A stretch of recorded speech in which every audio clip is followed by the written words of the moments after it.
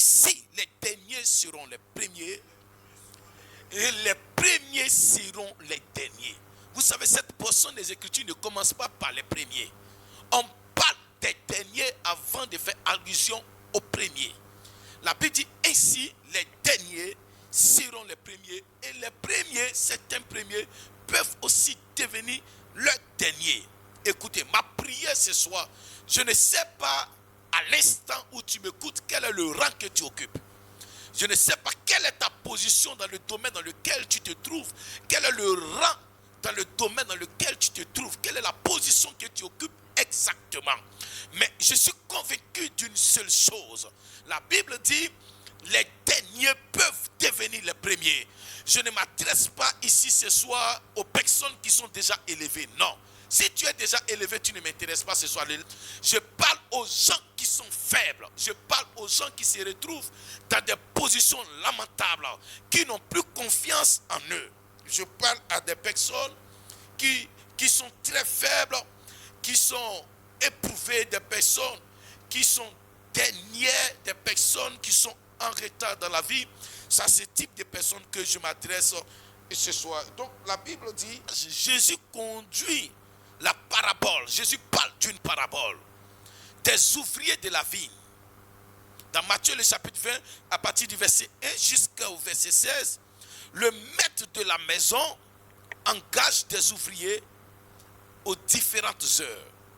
Ça veut dire qu'il appelle les premiers ouvriers à 7 heures, les deuxièmes ouvriers il les prend à 10 heures, troisième ouvrier il les prend à 15 heures, et il y a une catégorie d'ouvriers que le maître décide de prendre à partir de 17 heures.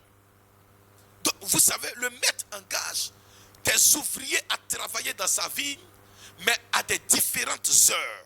Mais à la fin du boulot, il donne le même salaire à celui qui était venu à 7 heures, à l'autre qui était venu à 10 heures, à l'autre qui était venu à 15 heures, aussi au dernier qui est venu à 17 heures.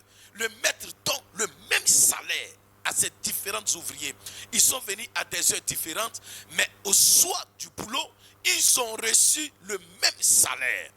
Les premiers qui sont venus à des heures du boulot à 7 heures ont commencé à murmurer contre le maître de la maison. La Bible dit qu'ils ont commencé à murmurer car ils estiment avoir travaillé plus longtemps que ceux qui sont venus en retard à 15 heures ou à 17 heures. Ils estiment qu'ils méritent un grand salaire, ils méritent plus d'argent, plus que ceux qui sont venus en retard. Et c'est ce qui est la logique, et c'est ce qui est normal. Mais hélas, le monde spirituel ne fonctionne pas contre le monde humain. Vous savez, le monde spirituel fonctionne d'une manière différente. Et tout à l'heure, nous allons en parler. Je vous relate pour l'instant l'histoire. Mais le maître leur répond.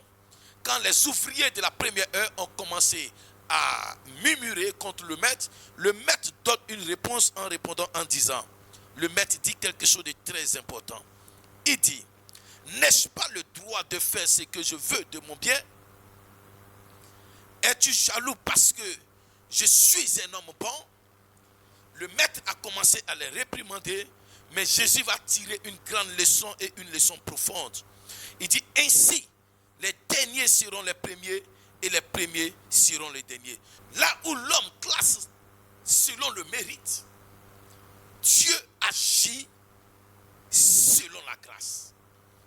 Vous savez, le système du monde est différent du système céleste. Les choses ne sont pas pareilles. L'homme peut juger à partir de ses regards. Mais Dieu ne juge pas à partir des regards des êtres humains. Dieu juge à partir du cœur d'un homme.